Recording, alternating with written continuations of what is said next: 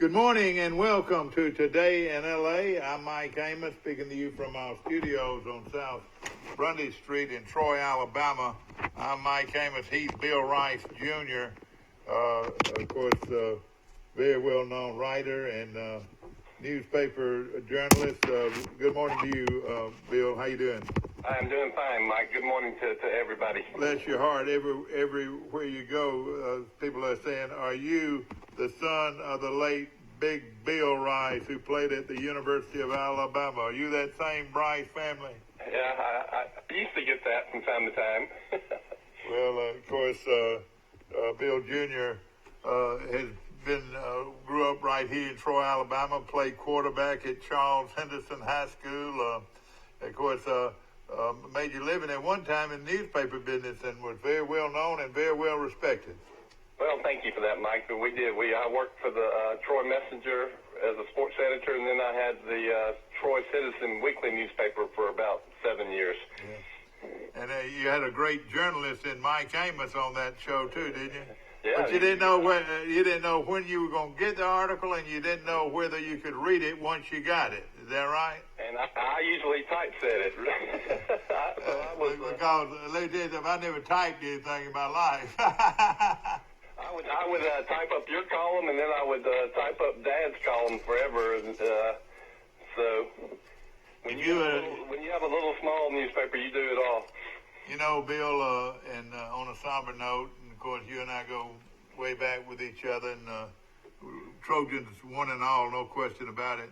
But it just breaks my heart every morning that one of the first priorities of the morning is to let our public know how many people died the day before.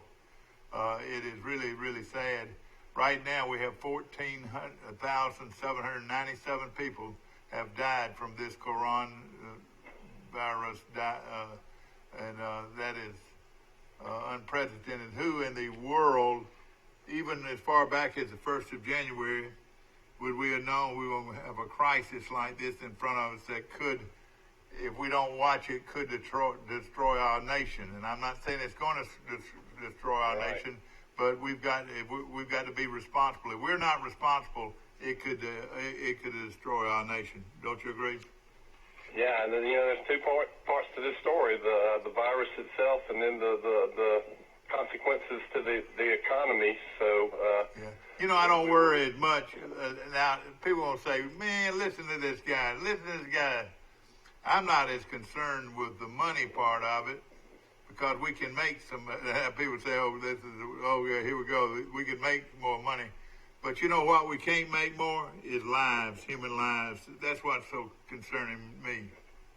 Yeah, that's what the thought is that they can, once this passes, the economy will just go back to normal. We'll see. Yeah, no question. I'm Mike Amos, and this is Today in L.A., and that's Lower Alabama. We go across Facebook this morning, across the nation, and across the world on Facebook and YouTube this morning, and hope everybody's doing well as you could you be. Of course, nobody's well in this kind of circumstances, but there are some good signs. Rice, how do you feel like it's going right now? I think what the experts said about a week ago said this was going to be the worst week, the apex. We're going to reach the top of the curve, and then it's going to flatten.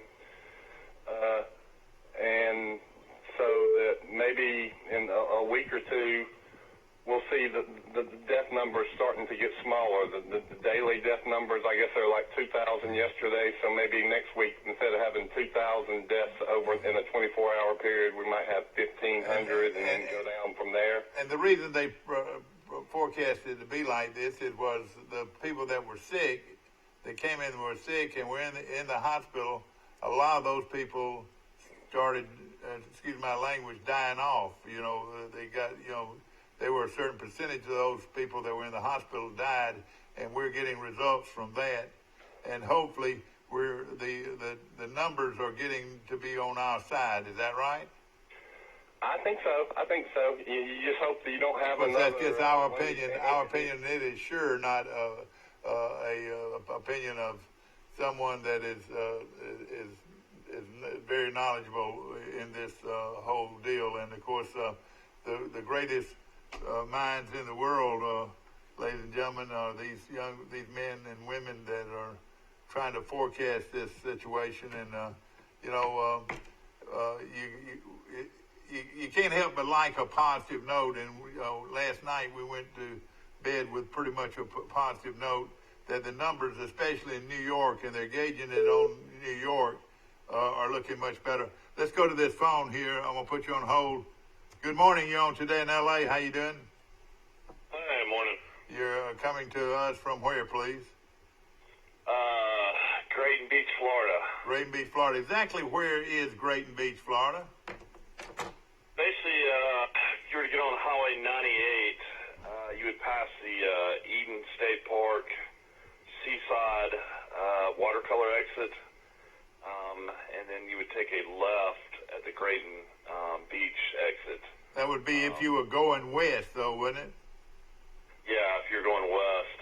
Or you could just get on 30A in Inlet Beach, and you could take Inlet Beach all the way down to Grayton Beach if you want the All right, well, let me put you on hold and bring Bill Rice Jr. back on our set. And of course, ladies and gentlemen, we're coming to you live on Troy Cable, and everybody's on now. Is that right, dears? I'm here. Dear friends.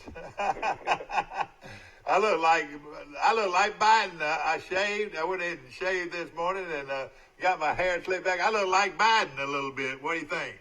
Biden's got you by about 6 years. Well, you're right. He got me about 6 years. But one thing about old Biden, he is going to be the Democratic nominee for the president of the United States of America. Yeah. Would you think he could hold up in a crisis? Does he look like he could hold up in a crisis? Seems like he's kind of got a bad memory from what I've seen in interviews and stuff. He can't kind of sometimes drifts off in conversation, but I don't know. I don't know if the Democrats are excited about this or not. I don't know. Who else they really had that Como. You watch. Como's gonna be on the gonna be one of the nominees. I mean, but Biden's leading in all the polls you see though against Trump. So I guess it's just how about Como though? Could you see him? Could you see Como running unattached? Well, there's this thing where they can have a second ballot at the nominating conventions, and you could have somebody that's not even been running come in and get the nomination. And some people have speculated that Cuomo might be that person. Cuomo has really become sort of a superstar in some people's eyes. Some people think are getting tired of hearing him, but he has really been a very forceful governor, and really represented his constituents about as well as you could, and of course he's been hands-on, but he has developed into a household word across this nation, and that's what it all turns out to be anyway, doesn't it, Rice? Name recognition. Wouldn't you say Cuomo's got as good a name recognition as Biden has? Yeah, it's like Tommy Tuberville. That's like Tommy Tuberville. He can be our senator. Yeah. And he's not a bad guy. He can't help it if he coached at Auburn. He can't help that, And he beat Alabama 6 straight times.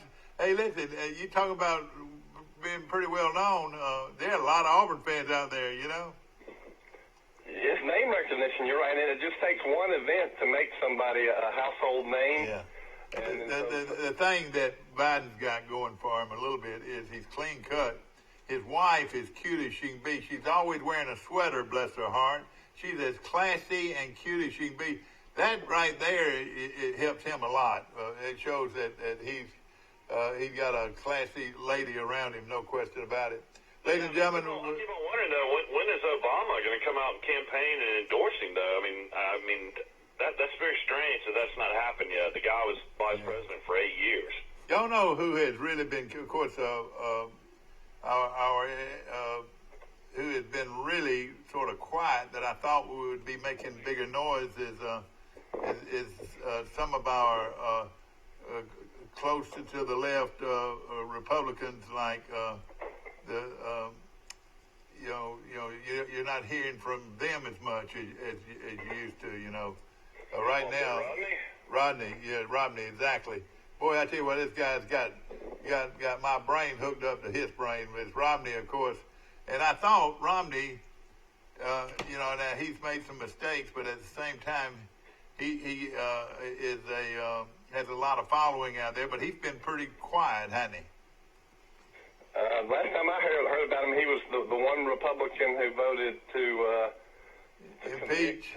Well, they had already impeached him. He voted to convict Trump of one of the charges that he was impeached on. One of the sad things about all of this was when this all started, what was going on, they were trying to impeach the president. If they would have spent more time with looking at what was going on in our atmosphere or wherever, we would be better off instead of trying to impeach our president. Don't you agree? Yeah, that was the news. The timing was not good at that time. Don't you agree? Well, you also notice that the news cycle, they can just focus on one story at a time, and that was the story for at least a month. So anything else that was happening in the world didn't get any attention whatsoever. No question about it. Of course, ladies and gentlemen, as we mentioned, we're coming to you from our studios on South Brunny Street in Troy, Alabama. We're Troy Cablevision, TC2 on your cable dial, and we'd love to have you on our air. Down in the bottom left of your screen is how you can get into this show is area code 334-670-0052. But a number that you need to know if you're from Pike County or Troy, Alabama, or this general facility, Troy Regional Medical Center, the hospital here in Troy, has a hotline, and it's 670-5409, 670-5409. And you can get a lot of your questions answered if you're having some of the symptoms of the COVID virus.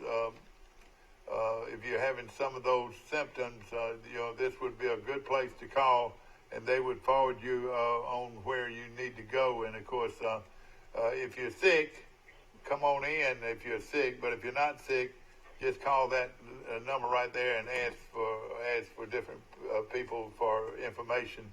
And we appreciate Troy Regional Medical Center and their staff for being so professional in this situation. And so far, as of yesterday, we've had only 14 cases in Pike County. And thank you, Lord, and let's keep it that way, hopefully. But you know what? One of the things that is going to come up, once we go across that curve and straighten that curve out, hopefully, we've got a rural population that we have not even touched on. How many, like Troy and Ozark and Enterprise and Andalusia and Luverne, there's still people, we need to have tests in those areas to find out if we have the virus in some of these rural areas. What do you think? Well, some people just don't know, if they're asymptomatic, they have no clue they already have the coronavirus and, are showing no symptoms. So, the majority of the cases, that's what you're going to have. You're not going to have people that are sick. So, a lot of people probably have, and they just don't know it. Yeah. I read an article that it was some expert in Europe that made a good point. We don't know what percentage of the population has this virus because they haven't done a random testing sample of just everybody.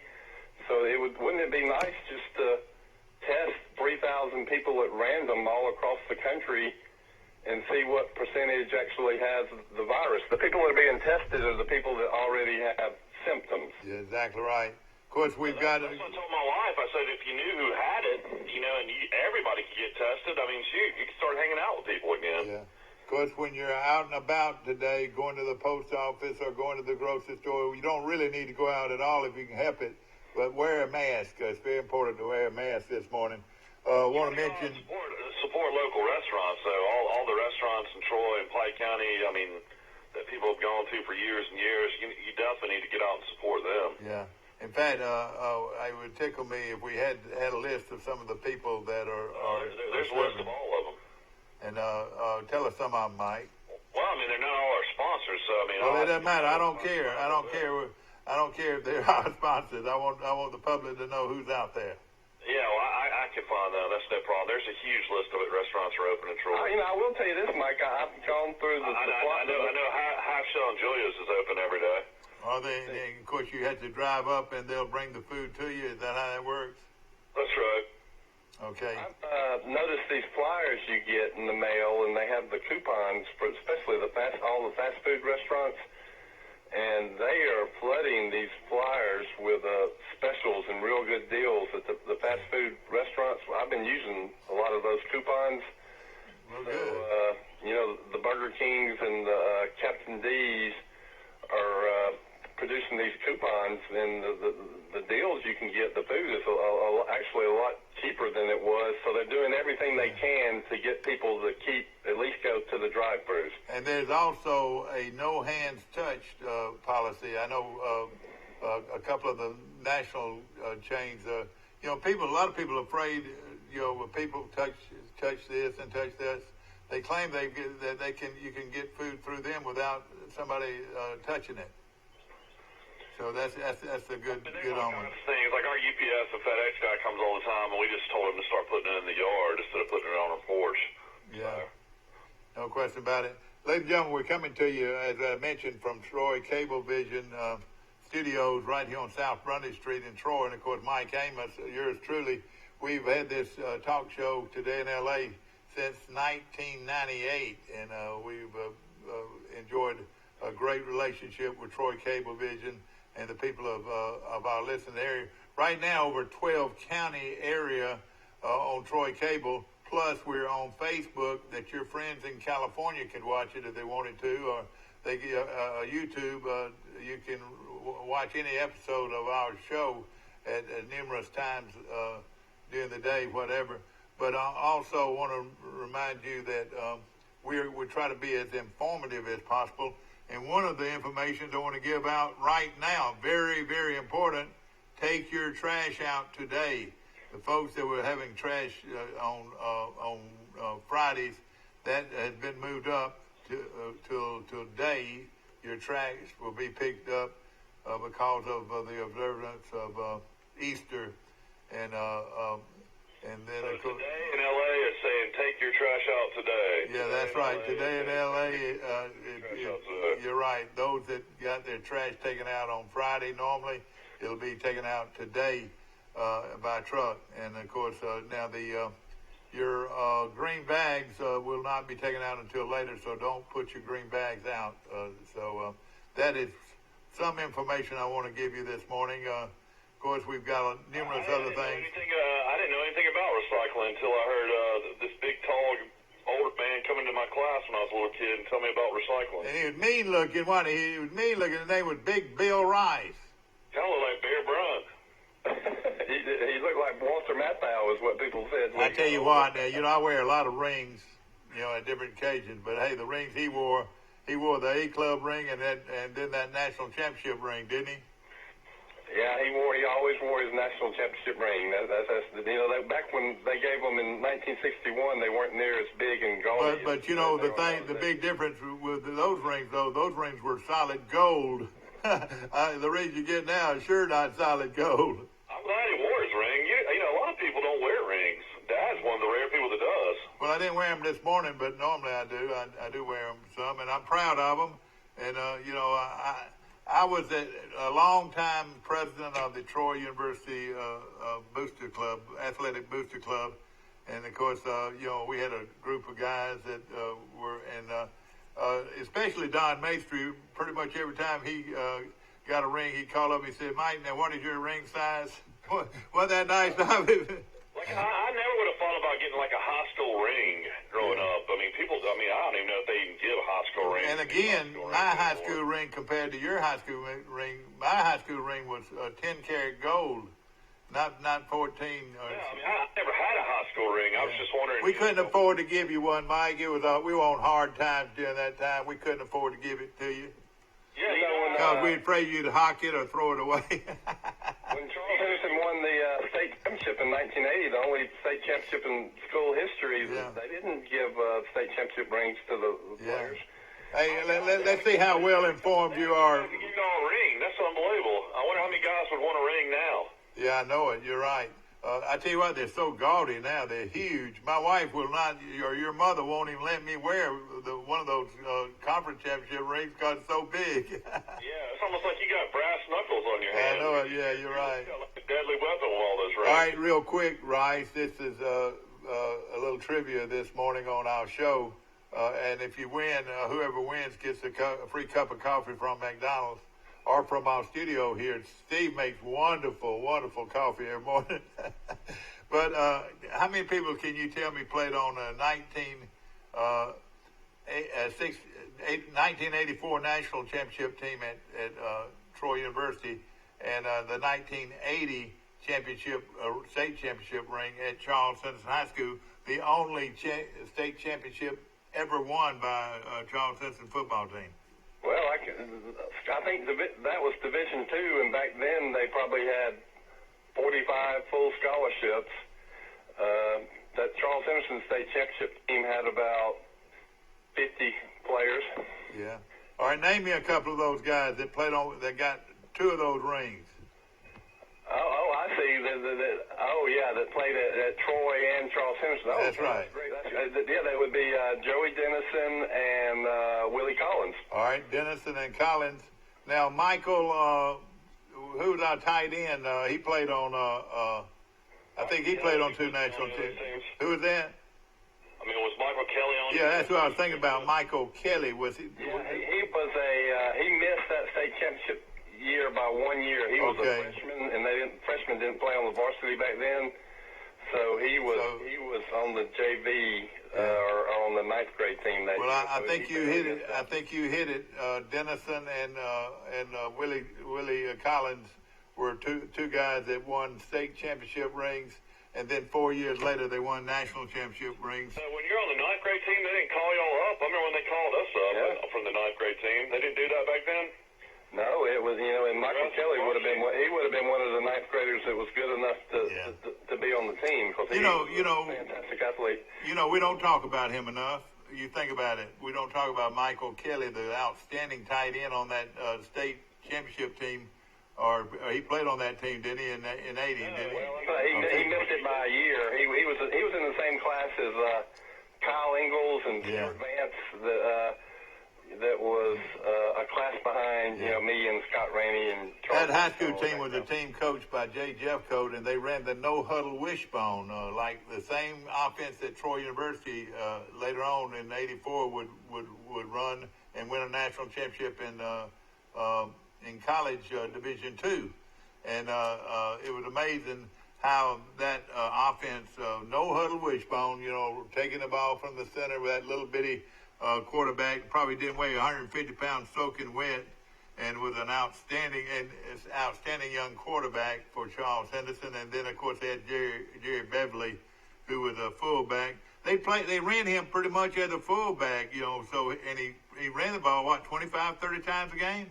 Yeah. He was a halfback up until his senior year, and Buddy Austin graduated, so Coach Jeffcoat moved Jerry from running back in the wishbone to fullback, and he was 6'1", 177 pounds, so he didn't look like a fullback. And this was actually Class 3A. They were just 3A and 4A back then. And I'll tell you something else too. Of course, they had some real good players on this team, but the schedule they played was unreal. I mean, they had to beat Eufaula, they had to beat Stanhope Elmore. I want to say they had to beat Greenville. They won 14 games, and all of them were tough games. You know what I mean? That's a good point, Mike. And it played some great teams. Andalusia was still good. Elba was still good. Yeah, they had Horsted. Elba had Horsted, you remember? Yeah, Stanhope Elmore beat them twice. And we won a lot of those games, close games. We had to come back and beat Eufaula, barely beat Greenville. Let me tell you. We watched in North Alabama and in Hartsville, who we ended up playing for the state championship. They were winning every playoff game 40-0 in routes. That's right.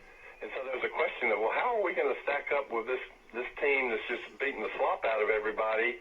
But it turns out playing that tougher schedule and better teams helped our team, no doubt. And another thing that was really good about that team, of course, Jeff Coat never played anybody both ways. He never did. If not, Buddy Austin been an All-American, but he just played them one way. And of course, he had Collins, who was a superman at a defensive nose guard position.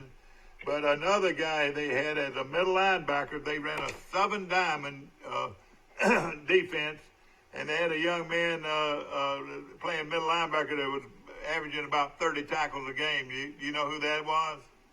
Very well. It's a fine person, Paul Shiver. Paul Shiver. You talk about Collins and Paul Shiver. There was a lot of good players out there, but those two right there stood out as great players. Yeah, Paul made most of the tackles, but that was by design. That's right. They would keep the blockers off of him. They would keep the blockers off of that middle linebacker, and his responsibility was to make the tackle. And he did it. That's right. Paul is the brother-in-law of Neil Armstrong that has a show on Troy Cablevision. I didn't realize that. And, of course, Paul was a great one. And he was in a bad automobile accident. He's recovered, though. And one of the reasons, he is a tough guy, isn't he? Very tough. He's a class. He's one of the great team leaders. And the key to that state championship was that senior class. It was a huge class. I still think it was the biggest class ever to go through Charles Henderson. And they had a ton of athletes. I think we had 24 seniors. Yeah, I think that was the case. You're right. And they had all played together since junior high. Yeah. None of them were SEC type prospects, but they were all good. Except Willie Collins. They wouldn't have signed Willie Collins because he wasn't but about 5'10" or 5'11". But Willie Collins could have played at any level. So who are your junior high football coaches back then? Coach Whitman? Who's your coach in junior high? Your football coach? Mine was Steve Miller, I think. He only was here a couple of years. Coach Whitman at one time was, and then he coached Goshen too. Well, let me tell y'all this. I coached on a very good football team with a young man named Marvin Barron. You ever heard that name? Mm-hmm. Well, I coached Marvin Barron, and I know, but I'm talking about your feeder system. So I know. Yeah, you're exactly right. Yeah. Coaches were. And that Marvin Barron played in 68, 69, somewhere in that range, and then coached by Jim Tompkins, an excellent coach. So Charles Henderson went undefeated in 1980. Is that right? Yeah, and they were undefeated. Mike said there were only 4 classifications then. We were 3A. So to win the state championship, you had to beat a lot more teams than now. It's divided into 7 classifications. Rice, I'm gonna give you another real. When I played for Jeffco, we ran the wishbone. He had C.K. Pennington, and then he had Rodney Williams, who's a great running back. People don't talk about him near as much as they should. He was a great athlete, but his fullbacks back then, when I was a freshman, I think the fullback was Dion Rouse. Yeah, and he weighed about 230, didn't he? Yeah, I remember Dion. He was about 250. Well, you hate to have to hit Dion Rouse. Then he had Damon Collins. Yeah. When I was playing, and Damon Collins was a legit, maybe 255. He was Oh yeah. You'll ever see. So just funny. 14 years later, how much bigger the guys were that he had running the same offense. And Rice, I'm going to throw a name out that people don't throw out enough because he was a very, very good football player, was Richard Calhoun, the son of the lawyer Calhoun, Richard Calhoun. Yeah, of course he was a great football player. Signed at Vanderbilt and played at Vanderbilt for 1 year. Let me tell you a little story about. He was down to Vanderbilt. Listen to these schools. Listen to these schools. Vanderbilt, Mississippi State, and Duke. He could have signed with either one of them. Georgia Tech recruited him too, Mike. Yeah, Georgia Tech too. Just think of those academically how sound those programs were, and he got a. Georgia Tech ended up signing Brian Thomas out of our class as well. Yeah, that's right. So, y'all had some great players, Michael. And Rice, you know who coached those guys, don't you? You know who coached those guys? You're looking at him. Yeah. And I coached Brian Thomas. I coached Richard Calhoun. I coached the Rayleigh boy, who's probably the best football player in Montgomery later on. And he coached Rodney Williams. Rodney Williams, a great Rodney Williams. Played back then was Todd Copeland was a good strong safety. But between me and James Davis and and some of those other guys that coached on that other team, we really had a great, and I really mean this, a Pee Wee program that was really, really good. We'd have 300 to 400 people at every one of our games. It was just really something. It was very competitive. And you and James Lucas and oh my goodness, Jack Waller coached. Jack Waller, the mayor of Goshen, former mayor of Goshen.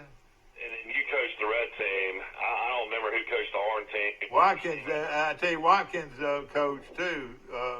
Watkins coached the other side. And then you had the Goshen team, and then you had the Brundage team. And I'll never forget, Brundage had a girl quarterback.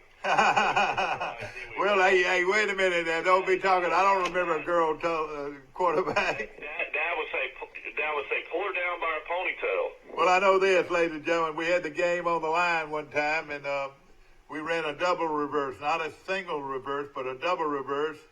And everything was fine until once our guy turned upfield and had a wide open field about 60 or 70 yards away from touchdown.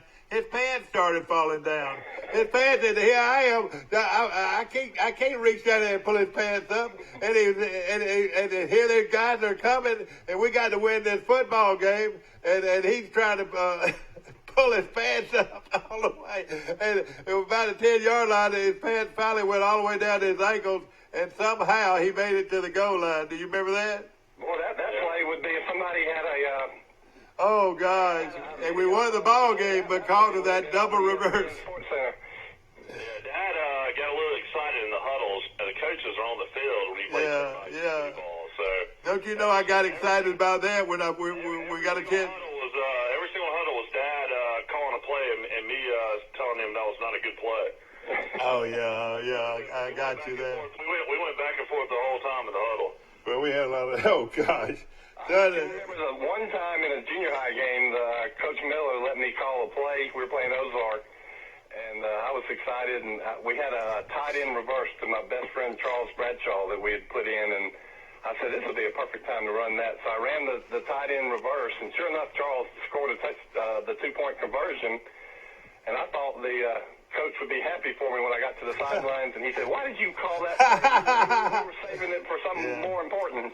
You know, Neil Green, the sheriff, was my quarterback one of those years, and I told him, I said, the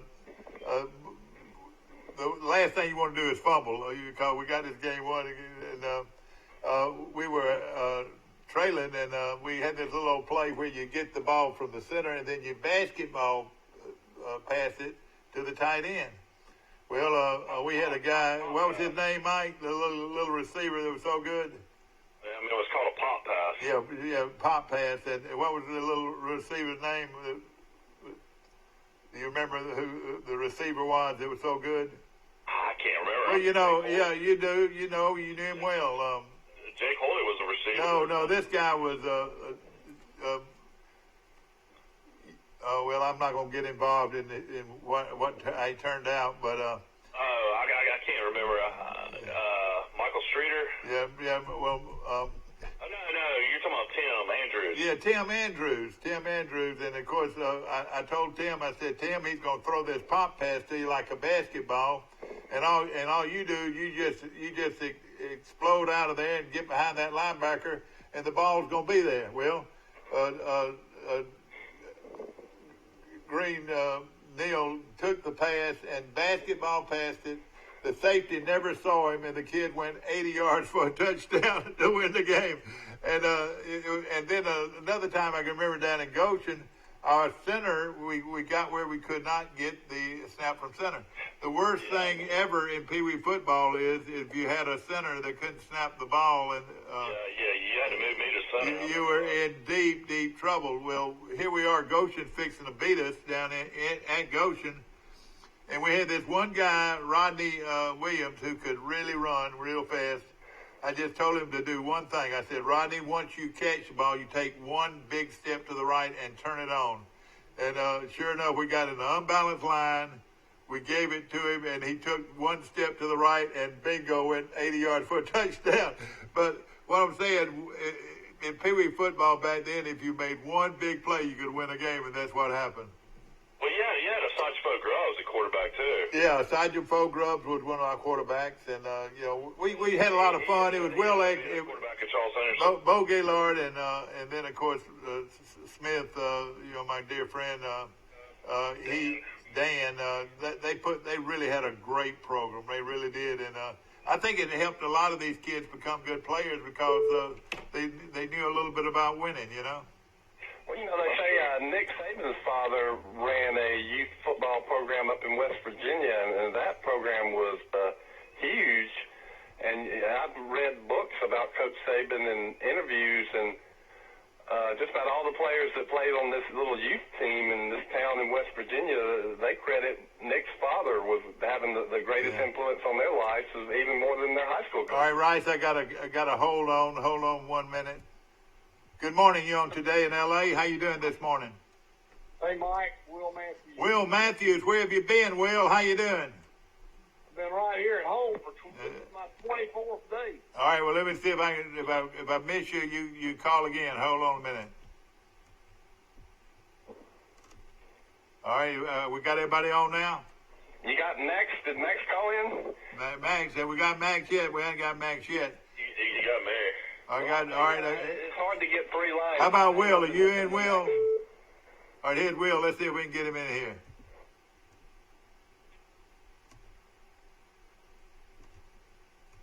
Good morning, you on Today in L.A. How you doing? Hey, Mike.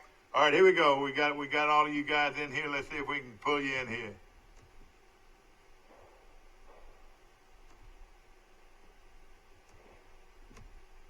Well, there we go. All right, all right, now if I can bring this one right here on here, we'll have it. I'm having trouble bringing in all 3 of them on this line. Okay, all right, Mike, you and Rice on the line, is that right? I'm on the line. Okay, Max Howell, is Max on? He's not on, is he? Okay, here we go, right here. Listen to Max. Okay, here we go. Excuse me, ladies and gentlemen, it's just our phones won't handle 3 lines. Okay, I'll hang up, Mike. Hold on. Well, it's okay, I appreciate it. Here we go. Now we got you back on the line. Good morning. I'm here. All right, Will, tell us about it. Well, I'm in day 24. Let's see, wait a minute, more than that. Day 24, I've been here at the house. Yeah, okay, well, here we go, right here, wait. There we go, we got both of you now.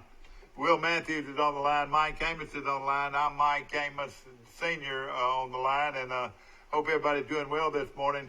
We're going through quite a crisis. Will, let me give you the up-to-date figures. For the United States, we have 14,797 deaths.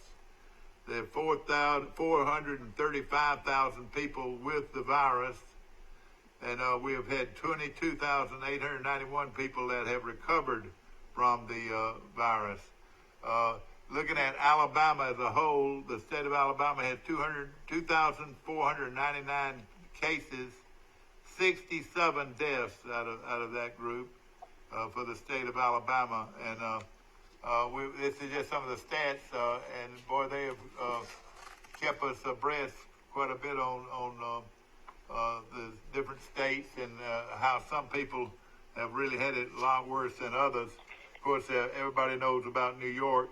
Will, what do you hear out there?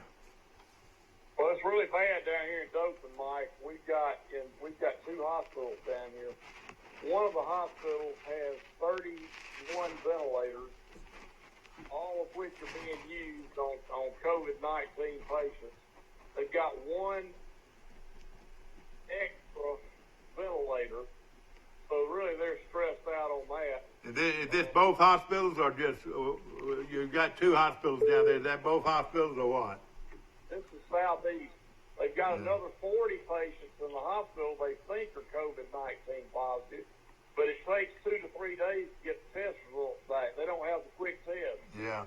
Well, that. I didn't know Dothan was a hot spot. That's really bad. Well, this is part of the rural group. That many people on ventilators. I mean, I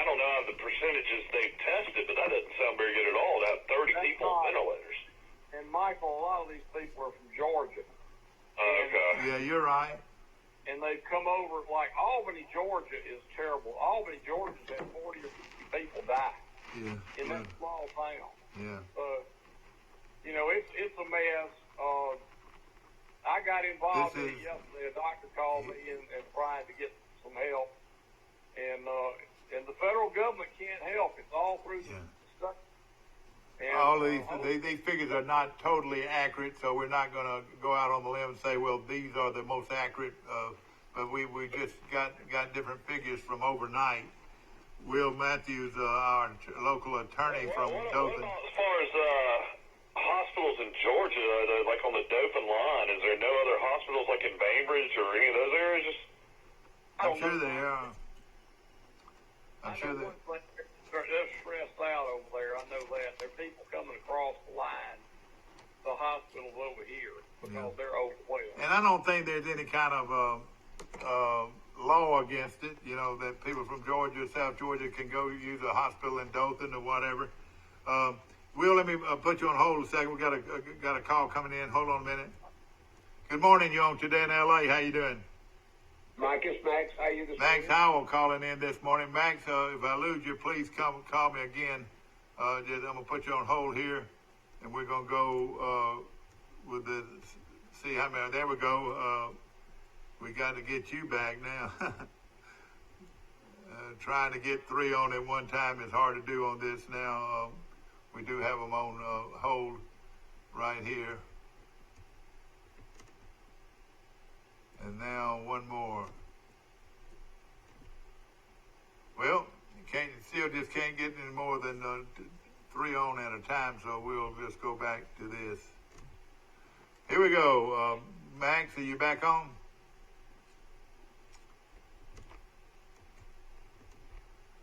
Max, we got you back on. Are you calling in from Fulton, Mississippi? Is that right? That's right. I'm here, Mike. How you this morning? Doing pretty good. Of course, we keep trying to keep up with all the things out there that are going on, and you got me. Who's all on? All right, here we go. We're gonna get back with him. There we go. Oh boy, this is a lot of fun. We apologize, ladies and gentlemen, because we can't. And now we got two on. Is that right? Let's bring Max Howell in here. Mike, gonna put you on hold. There we go. Back to our show, ladies and gentlemen, and of course we're waiting Max Howell and bring him in. Of course, he's very well known sports analyst for across the country, and gonna bring him on right now. Let's see here. There we go. Good morning, Max. Sorry about that. Max, you're calling in from Fulton, Mississippi. Is that right? I'm right here this morning, Mike.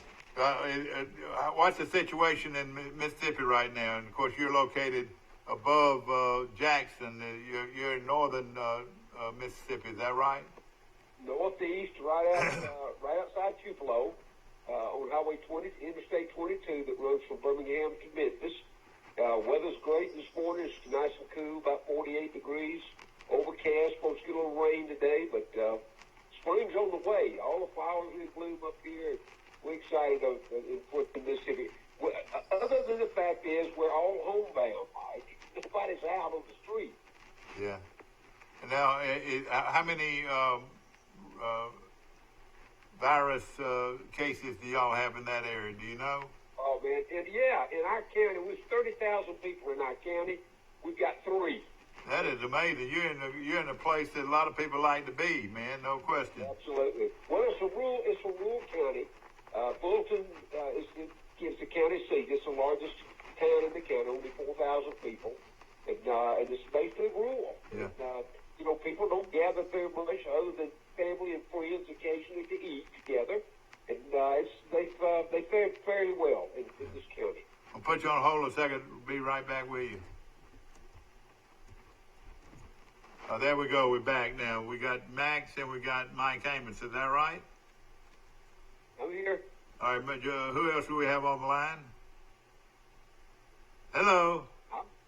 I'm here, Mike. I know it. We're showing 2 extra people though. So Max Howell. Max, are we gonna have a football season? What do you think? I know that's not the most important thing. Human life is the most important thing, but if we can make it through all this, will we have a football season? Do you know? You know, I think that's the big question, Mike. I think NCAA's, meeting now, the athletic directors are across the state. Visited some with Scott Strickland down at Florida, and of course, John Cohen at Mississippi State. They're all right now huddling, trying to figure out what and how they can do this, providing it. And it does look like this morning, the latest facts and figures that we saw on our national news up here is that it made the curve starting to turn, maybe. And we're holding our breath. If that's the case, I think we'll get an extended early fall practice session, and then maybe a delay in a game or two, trying to figure out what to do for the crowds. I think the teams will be ready, but I don't know about the crowds coming to the stadiums. I think that's going to be the big question. And of course, I'd heard, and we reported this a few times, that just things through a meeting, one meeting that was held, that they were thinking about maybe moving the football season to the 1st of January, starting and not play but 8 games. Does that make sense? Well, I've read about that. I think that anything's a possibility.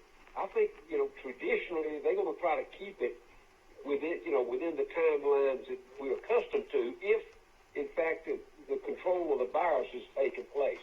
I don't think, again, Mike, I think it's the crowd control is what, the athletic directors are all concerned about. Season tickets are being sold now or going on. Oh, yeah, you're exactly right. You're right. And I think that's going to be a big case, because that funds, football funds all the other sports. Of course, this is strictly secondary. This is something we're ifs and buts about all this. They're talking about the NFL starting back up. I mean, I would imagine that the NFL plays, and then the college. Mark Emmert, the guy that's over the NCAA, a lot of people are not a big fan of. And if he makes that decision, you're talking about some real powerful people in college athletics that would be in an uproar. I mean, especially if the NFL plays and college football doesn't play. I'm to the point where I would be more than happy if they just played, period. I don't care if it is in front of empty stadiums. I just want sports back in my life. Yeah, you're right. They say this, Max, and I don't know what you hear over in Mississippi, but one guy had made it a public opinion that said that the University of Alabama, if they didn't have a football season, would lose $100 million. Well, see, that's the all these big Power 5 conferences, Mike, they have $100 million budgets. But football has to come somewhere for them to meet those budgets. If they can't, they're going to have to cut sports. And that means NCAA will have to relax for a year or so the ruling that if you're going to be Division I, you got to provide 18 different sports. And I think they'll have to cut the non-revenue producing sports are paid for through football. And, that's why they want the fans in the stand. They want the season ticket holders first. Then they want the fans to attend to generate that extra income for the budgets. So, I mean, it's more far-reaching than just playing a ball game right now as far as financial. Of course, Max, you're inducted in the 9th annual Troy University Sports Hall of Fame class, and that's now been moved, it looks like, to July 18th, which is a Saturday at Trojan Arena. Are they still thinking that date's going to take place as far as the Hall of Fame banquet? Everything I've gotten from them, Michael, at the bottom says, providing the virus situation is under control. And there's always an exception. I've gotten 3 pieces of information from them saying if that date does not hold up, it'll be moved to next April 2021, at the combination of the 19. I agree. I agree, and of course that's. I mean, I would think that's 3 months from now. I would think that everything would be back to normal by then. I would think.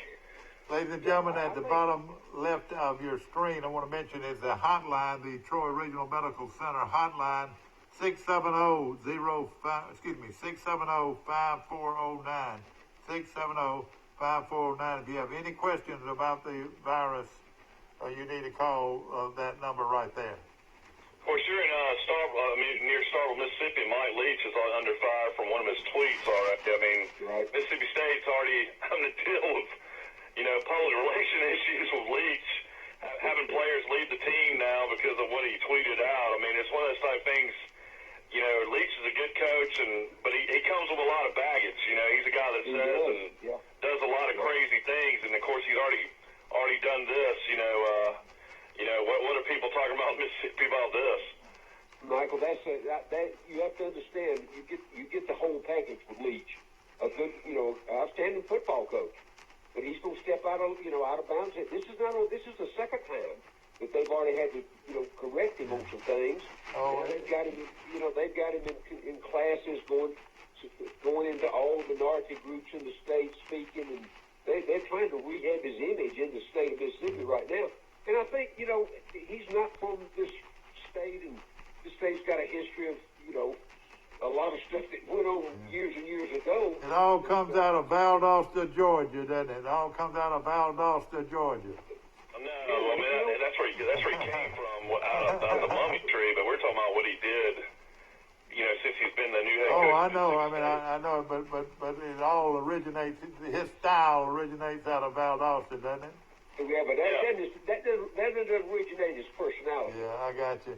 Ladies and gentlemen, the reason I'm wearing this mask, ladies and gentlemen, is for you to be very conscious of wearing a mask if you're going out and about the community today. Post office, grocery store, anywhere that you're going outside your realm, you need to wear a mask to help not only protect you, but more than anything, protect the people in front of you or around you or whatever. It can protect, you can protect other people by wearing this mask. We're going to take a short break. We'll be right back.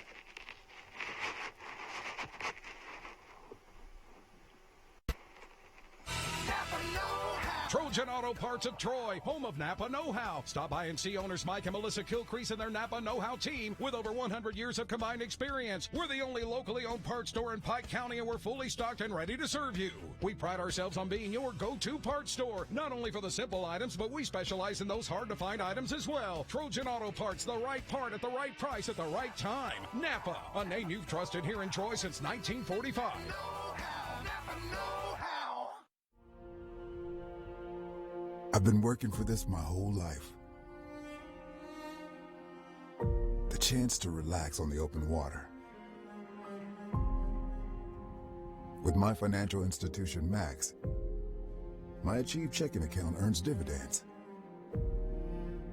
So I'm free to do what I love.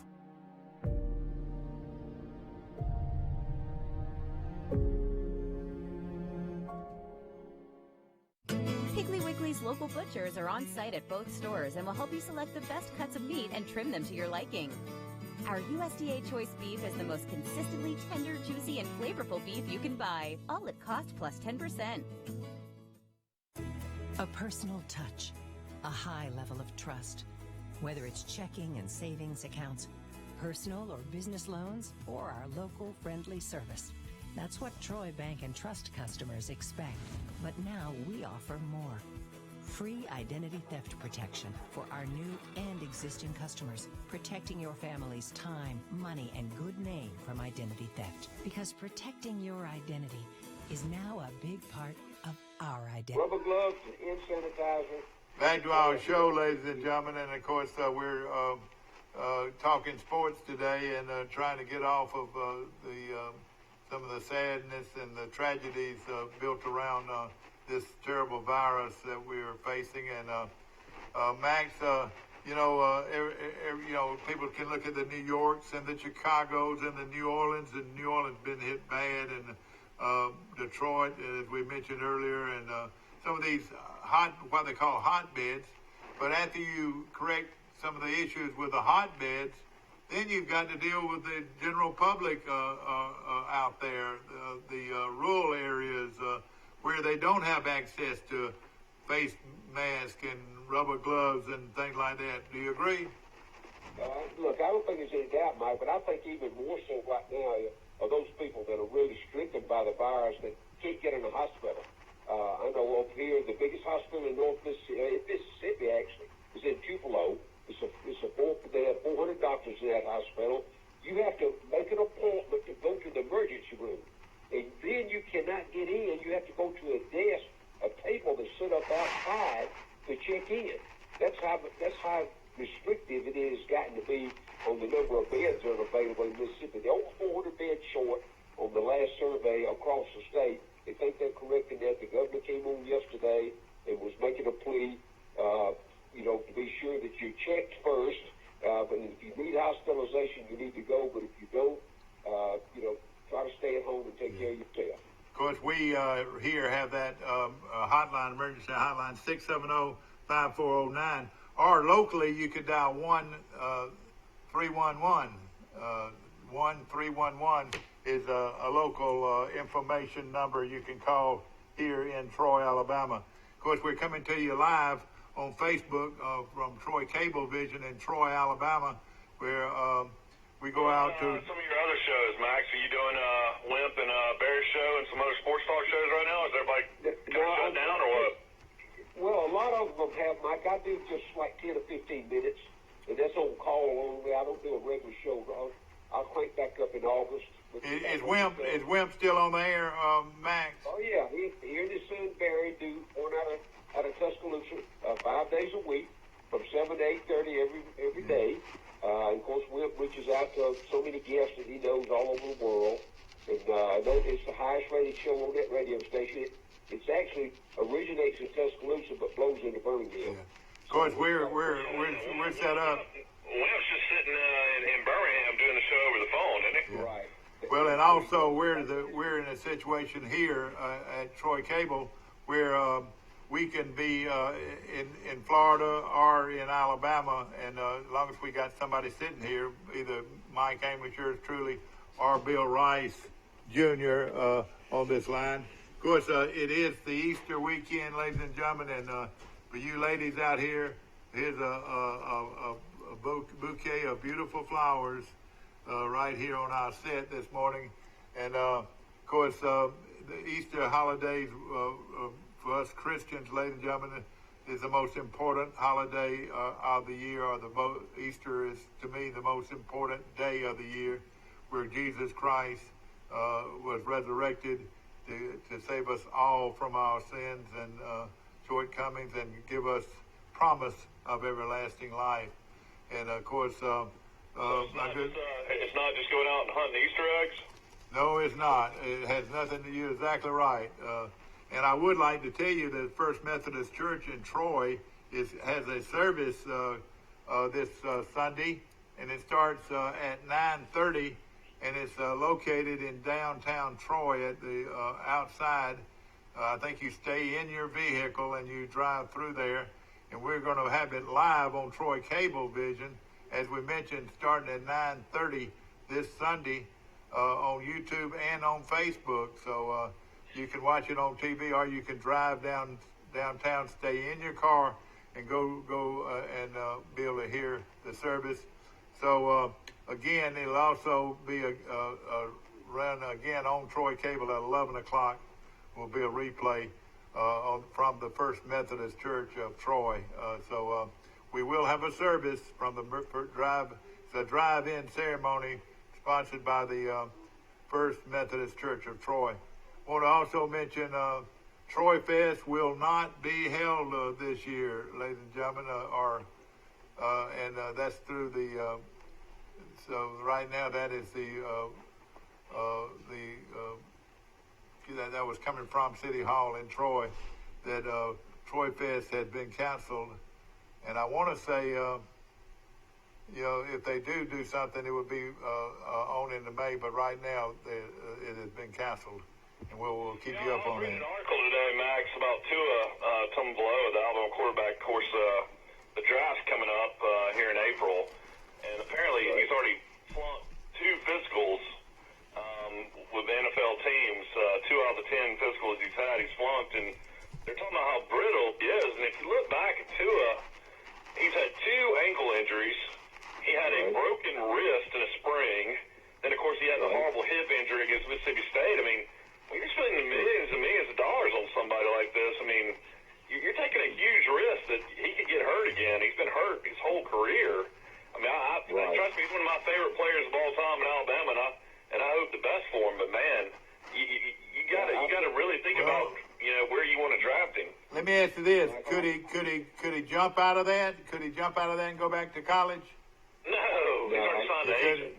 He's already his son is agent the whole deal. Okay, yeah. He's through, but you guys, look, they knew that about him going in. I mean, you go back and look, Michael, they had already documented all those injuries that he had, and I think that was one of the reasons they were hoping against hope, really, that he could get through and maybe get a draft. And I'm not saying he won't be drafted, but I don't think he's going to go in the top 5 guys or that because of that injury factor. They can't afford that. That's like an investment. I want to mention Piggly Wiggly this morning, a great place to buy your groceries, and their produce is outstanding. I love the way they cut the cantaloupe as fresh vegetables today from Piggly Wiggly on 2 locations, one off the bypass on Highway 231 in Troy, and also located on North 39th Street in Troy. Piggly Wiggly, Steve and all the great people are wonderful. And, Max, we take it for granted. We take it for granted sometimes these truck drivers that are working throughout the day and night to get produce and food to our tables. Without those truckers, we wouldn't have any food chain out there, and we really would be in trouble. What do you think? Man, I'm going to tell you, I don't know about you guys up there, but up here, there's nothing in the grocery stores. I mean, it's been such a rampant rush on everything that hits the shelf. I walk in the big box stores like in Tupelo and Walmart and the other big stores, half the shelf empty. I don't know how long it's going to take to catch up, Mike, with this thing. And you mentioned just a moment ago about the timeline, and I think we all are going to agree. Even after it's declared, where you can get out and get back into a routine, the mindset of the average citizen is going to be, hey, I don't know where I want to get back in this group or not. Yeah, I know it. I think it's going to change the thinking for a long time. Yeah, it's what's scary. Take a nurse that's got 3 children at home, and of course her husband, and both of them might be working, or some are on the worst scenario have lost their jobs. Well, that lady. That nurse that's going in every day, putting her life on the line to serve all these sick people. Well, what if she says, "Oh gosh, I'm not going to take that risk anymore. I'm going back home." If they all did that, we'd really be in trouble, wouldn't we? Yeah, I think those are the kind of things, Mike, that society is going to have to deal with for a while. They talk about all this big money. I think they ought to double the salaries of all these people that are that work in harm's way. Wouldn't you agree? Hey, there's going to be a lot of this money going to the wrong people. But if they would make it profitable for these people to stay on board, it would mean a lot to us, don't you think? Mike, it's always been that way, though. I mean, look, the welfare system and everything else. There's a bunch of wrong, money goes to wrong people. And I don't know the answer. Don't get me wrong. I wish I had an answer for that. But I absolutely agree that those guys out there that's on the front line, the first resource people. Max, I was talking to our hospital yesterday, and then, of course, they've got, face masks and other materials that they had to wear, when they're working with people with the virus. You've taken a chance, but at the same time, if you can make a face mask and it would do the job, I don't think anybody's got any problem with anybody making them and selling them as long as they don't gouge the public. Yeah, but I agree with that. No, the gouging thing is the big thing, but I question sometimes the homemade situation. How good is it? Oh, yeah, well, I agree. I agree. We don't know. You'd be taking a chance on that part of it. Yeah, but there are a lot of local people trying to put together some stuff. I mean, not just local in Pike County, but across the country. Entrepreneurs or whatever are trying to take advantage of this situation in a way. But at the same time, if they could show me where there's some face masks, I would go and buy me some for my family. What do you think? Well, when we hang up, call me. I got 15,000 coming in on Monday. Do you really? Is there, all right. Well, let me ask you this: would you mind? Do you want a phone number put out there, where on how they can get some, or what? I mean, Max is probably looking for big orders. I know, but what do you say, Max? Yeah, this next order, Mike, is pretty well already gone. We sold half up on the phone in the last 2 or 3 days. And these are just people that want basically something to protect their face and to keep them the germs away and that type thing. And you know, I've said this on this show, and I'm sure not bragging at all on the Chinese, but one thing the Chinese do, and now they might be under some kind of a regiment that tells them if they don't wear those things, they're going to shoot them. I don't know about that. Well, I'm being silly, but at the same time, you look at any footage they have on TV or whatever, everybody's wearing a face mask. Everybody. Yeah. Well, I've seen more and more. I'm out a couple of days a week now, and I mean, you can't go to the grocery store in Mississippi without most everybody there's got a mask on. Oh yeah, exactly, and it's smart. It's smart, and not only are you protecting yourself, but more than anything, you're protecting the people around you. You know. That's very true, Mike. And I think that's the concern, you know, of all the health people, the professionals right now. That's what happens. That's the way it's going to get. The curve is going to be flattened. Is everybody's got to take over, and I think you got to give it to the American people. You know, they've stepped up, and sometimes maybe a little overreaction early on, but this thing was bigger than most people thought, certainly bigger than I ever thought it would be, and that's why I'm really concerned about. Of course, we get back to the sports thing, and that's where our interest lies mostly with crowd. Is once this thing is determined to be basically over, what about the mindset of the people? Do they still go buy the tickets? Do you still walk in the stadium with 30, 40, 50,000 people, 100,000 people? Do you want to risk that again? And are you gonna put these people in buses and put these people on airplanes? And you got to make sure. I think the most important thing is can we find a shot that we can take and that will clear us of this virus. I think that's the most important thing. That's the end result, Mike, but they're still talking about 6 or 8 months away. Yeah. Before that can come about. Well, that's you know, there's some heroes out there, and everybody brags on California, and they have done some wonderful things. But at the same time, look at their death toll. Their death toll is not much better than anybody else's, you know. And that's yeah, but you're talking about their death toll. I mean, talking about millions and millions of people. I mean, they've done a great job, California, compared to other states. Max, I heard where the great field goal kicker was died of the virus. Dempsey, he had the record 63-yard field goal. I remember he had a club foot. You remember that? Yeah, I do. I remember seeing. Obviously, it was shown all over the world for weeks. And it was a line drive. That kick was a line drive, wasn't it? It absolutely was. Was the goalpost on the goal line when he kicked that, or was it in the back goal line? I think it was at the back of the goal. That's right, exactly. Moved it back. Yeah. Yeah.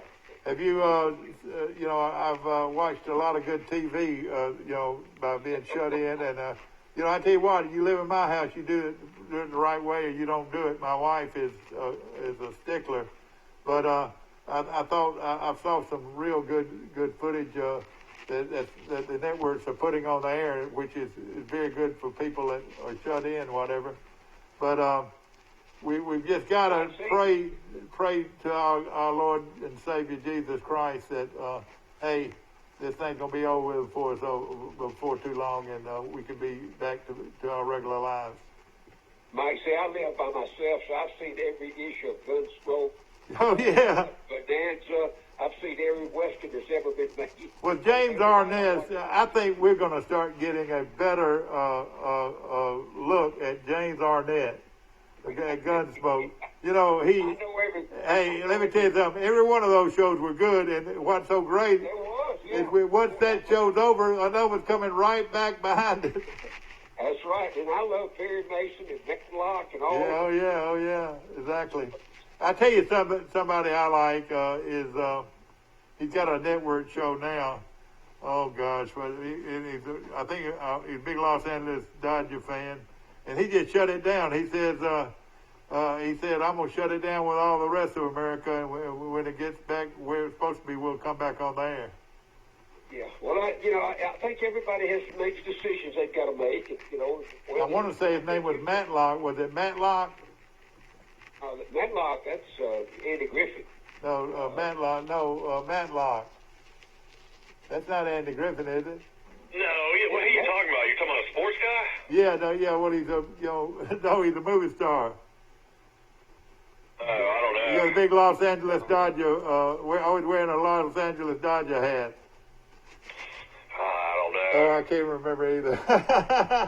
We're going to take another short break. We'll be right back. Taking more breaks. A personal touch, a high level of trust. Whether it's checking and savings accounts, personal or business loans, or our local friendly service. That's what Troy Bank and Trust customers expect. But now we offer more.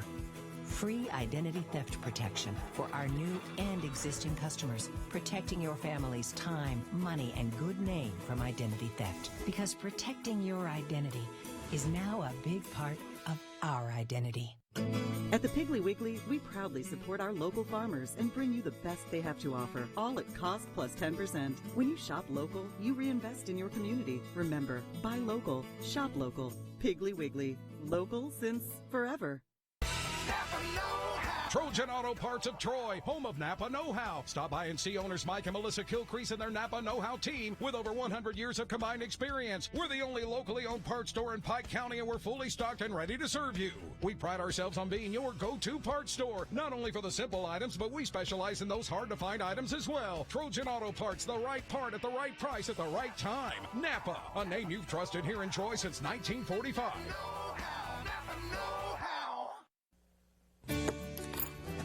Have you seen an increase in your insurance premiums or significant change in your insurance coverage? Let Sandbeck Insurance offer you a better plan to suit your business or personal needs. Sandbeck Insurance offers many lines of insurance, whether it's home, farm, or auto insurance, work comp, business, or health and life policies. Sandbeck is here for you. Call or visit our Troy, Enterprise, or Andalusia office today. Sandbeck Insurance, where we take pride in taking care of your insurance needs. Back to our show, ladies and gentlemen. Of course, we appreciate you being here to watch us on not only on our regular Troy cable network of over 12 counties in our state, and also we're on Facebook and on YouTube across the country, across the world, right here on Troy Cable. We got Max Howell, one of the top sports analysts in the country, and of course we're talking a little sports to try to get us. How challenging would it be to be a head coach in college football right now, trying to keep up with all your players through the computers and over the phone, and making sure they're doing their online classes, making sure they're doing their workouts, making sure they learn the playbook. A lot of these guys didn't get spring training in. I mean, this is unbelievable. Yeah, the worst part of that, guys, are the new coaches like Lane Kiffin at Ole Miss and Mike Leach at Mississippi State and Norvell at FSU, the guys that hadn't even had a team on the field yet. They not only have to remember this, not only having to get their playbook together for their players, they got to get it for the coaches. Yeah. They got whole new staffs. That's a challenge, I think, of the new coaches at this spring training and this off-season program this year. And of course, you've also got to keep up and be careful with what is legal and what is not legal, and it's so vital. Yeah, Alabama got in a little trouble because they all had Apple Watches as far as doing their workouts. They could monitor how much they were working out, and Alabama's all about technology and getting an edge on anybody. And the NCAA I don't know what they had decided to come out and if they were breaking NCAA violations by doing that or not. The one thing that people aren't talking about though is you got 130 teams in Division I, I think, college football right now, and these big markets. Teams like say New York, where it's been just horrible cases, a lot of deaths, but then New Jersey has also been awful. So anybody that's got Rutgers on their schedule, would Rutgers be able to practice or get out of this as soon as all these other teams? Some of these bigger market teams, that's what you got to worry about. If like one school comes out and says, "Hey, we're not going to play this year," then the NCAA would be forced to make a decision like. How are we going to play when these universities are saying they're not going to play? I think we can get, Michael, we can get closer than that. How about Georgia Tech in Atlanta? Yeah. I mean, we can go, how about Tulane, in New Orleans? We can go right down to home here. What about University of Miami? That's what I'm saying. Like, if one university comes out and says we're not going to play because of the virus, I mean, I don't see how you have a season. You know, the word I was trying to get out just a while ago is liability. Man, if anybody shows up with one with the virus, and you know, you gotta be careful with liability here. See, when you're dealing with pro teams like Major League Baseball, they're wanting to start up. They're talking about starting up in Arizona in May. You know, they don't start getting paid until they actually play a game. So these guys want to start playing. Same thing with the NFL. You know, these guys would not get paid until they started playing. So I mean, they're going to want to play because they're getting paid. So it'll be real interesting to see what happens. But I'm hoping and praying that, you know, come by the end of the month and definitely into May that we've got this thing under control. You know, Easter. I'll tell you back to the NCAA thing though. See, those guys don't have a choice whether they're going to play or not. I mean, that decision's made, you know, at the NCAA office. If you're going to be Florida or the SEC or part of the, you know, a conference and or the NCAA, it's a voluntary organization. But they can control. If you choose not to play and mess up other players' schedule, you're going to probably be on the outside looking in. There'd be no revenue sharing for you or anything else. So one thing, and you're right, just millions and millions and millions of dollars could be lost here. But again, the most important thing that we've got to look at is human life and make sure that, you know, it's safe for these players and these coaches and these all and the fans could go out. I could see the game being played without the fans, but at the same time, where are they going to get the revenue to keep their program going? You know. Well, you would have to refund every single person that's bought season tickets. Yeah. Very true. Yeah, they tell me this renovation. Some people financially would probably donate it to the school. I mean, I'm sure if they offered a tax write-off, but I mean, it's one of those type things where I don't know. I mean, I guess a month from now we'll know a lot better. I don't think the NCAA come out and make a decision on that until they won't. At least a couple months. I'm gonna say June probably before that kind of decision's made. Remember the hotline. Remember the hotline this morning, 670-5409. 670-5409. Call in with any of your questions or about the virus and things that you can do and steps you can take. You know, this is a huge, huge thing going on right now, and of course, the economy is very important.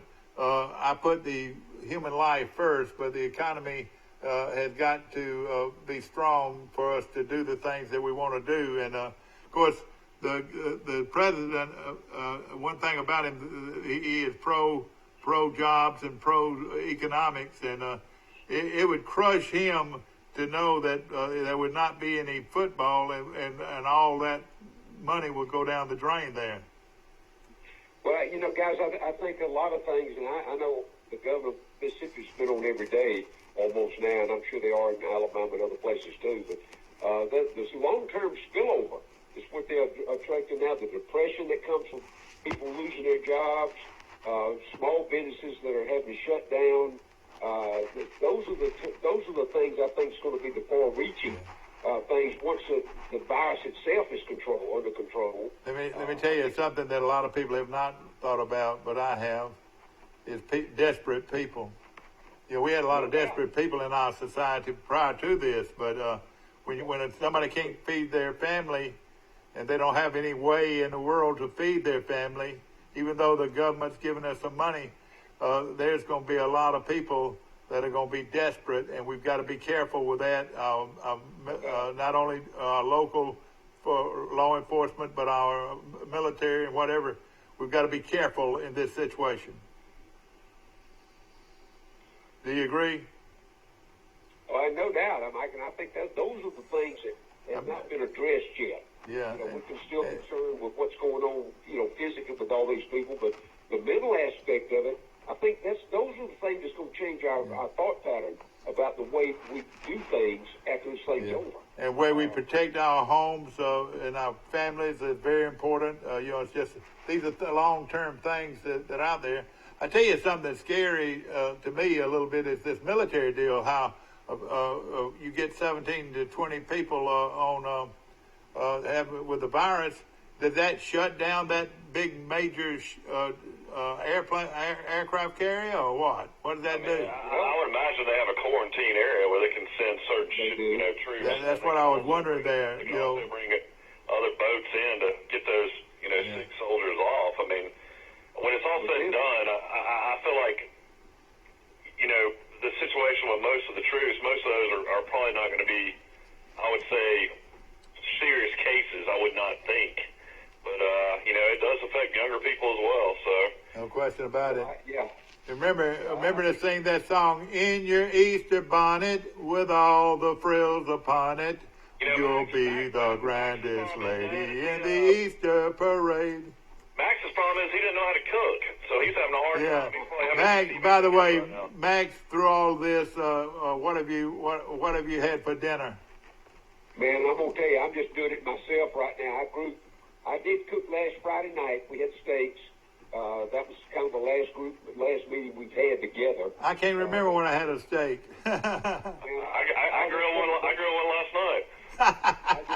I'll tell you that the ones I cut for these guys, I went to a meat shop and had it cut. The wholesale price was $15 a pound. Oh man, they're gouging on there. Isn't that unreal? I tell you, one of the best things you can cook, and I like it, is spaghetti. Cook a bunch of spaghetti and serve it, and then you can put back in the freezer, 8 or 10 meals right there with spaghetti. Spaghetti's a good, and soup are good to freeze and have again. Yeah, and Mike, I think everybody's looking for different, not only different meals to eat, but you've almost been confined to your house, your family, and I'm hoping that maybe some families will find ways to stay together. And I'm one to talk about that, of all people. Yeah, exactly. I'm going to go to the seafood market in a little while and give me some shrimp and some grouper to cook. That is great, man. That's good. Max, the good Lord had let you live over 80 years.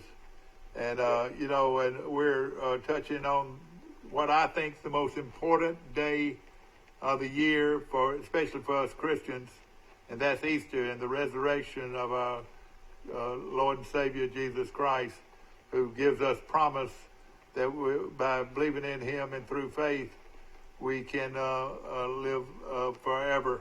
And that it should be everybody's most important thing in their life is their salvation. Do you agree? Well, Mike, and I think here's the challenge, though. That's an individual, choice that people have to make. But I think the virus has certainly affected the gathering of church audiences. You mentioned it earlier today. Now you certainly have to rely on your faith and your exercise of that faith, and you've got to make choices on what you're going to do. You're going to get up and try. Churches have been not disbanded, but the services have been. You mentioned earlier about the Methodist church there. You're going to have a drive up. They're doing some old drive-in theaters here in North Mississippi that are still active. They have a church service in that, where you can go in your car and stay in your car, and they broadcast the service there. So I think, again, it's just another aspect of our society, from our religious beliefs all the way to our daily activity is going to be changed with this. And I'm really anxious to see what the end results is going to be for the society. And I personally, ladies and gentlemen, believe in reading that Bible. Read that Bible and becoming closer to God. He wants us to love Him with all our hearts and all our minds and all our strengths, and be pleased and do things that are pleasing in His sight. And of course, again, read your Bible and have a personal relationship with our Lord and Savior Jesus Christ. Max Howells is our guest this morning. Mike Amos, Bill Rice is always very nice to jump off. Sorry, I haven't found a way to get 3 on at one time, but I'm able to get, I reckon count myself at 3. Well, it'll be 4 to try to get on. Max, it's not going to probably get any better as far as people we're losing as far as the death rate. Now, a lot of this is because we've had so many people that became involved with the with this virus, and by them being in the hospital, some of them make it and some of them don't. Isn't that right? Well, what's happened, Mike, the ones up here, they denoted on our television locally here that 90% of the people that have passed away were over 60 years old and had underlying health problems already, either severe diabetes, heart issues, or something else. Of course, they've closed all the nursing homes. They don't let anybody in and out. Where in our society here is an aging society anyway. Now, I know Michael mentioned, well, there are certainly some younger people that have been able, but the majority of them that have contacted the virus and passed away from that already had health problems to begin with. And I think even if you have even asthma, they're starting to see that that's a factor as well. Oh, no question about it. No question about it, because that's a lung problem. The biggest thing is you've got to basically, drink a lot of vitamin C right now. That's very important. You got to go outside and you got to get sunlight. You got to try to exercise. You've got to try to stay healthy. Max, you've stayed healthy your whole life. I'm sure you're still exercising and going out and doing stuff. You got to get outside and you got to move your body. Yeah. But when you go without your outside your realm of where you go every day, like the post office or to the grocery store or to the drugstore, wear your mask, and then if you're not going to any of those places right there, go home and stay home. And then I live out in the rural area, out in the county. I got rural roads I can walk or jog on. And that's, basically that's what I try to do. I don't have very little contact. I go to my office 2 days a week for about 2 hours. I open the office by myself. I stay on the telephone, use the computers a little bit, and make my contacts, and I'm back at my house after that. So now, you folks that people that have lost their jobs and so forth, you need to call your accountant or call people that know the ropes on how to be able to get some benefit out of your being unemployed. How about that? Yeah, well, I'm fortunate enough. My partner is an accountant, so we pretty well got that. But you're right. His office is swamped right now with phone calls and emails and all, trying to take care. He's got about 400 or 500 clients that he deals with. And you're absolutely right. That's that money's available out there. Most of the small, particularly for small businesses, a lot of that money is forgivable. It's not a loan. Yeah, that's right. Anything under $10,000, you don't have to repay. But you need to check with your accountant to be sure you qualify for that. Yeah, you're right. That came overboard. I saw that yesterday. Ladies and gentlemen. Of course, we're sitting here with our opinion, and please understand this is not the opinion of Troy Cablevision. This is just the opinion of Mike Amos, my son, who's in Florida, Northwest Florida, and of course our good friend Max Howell calling in from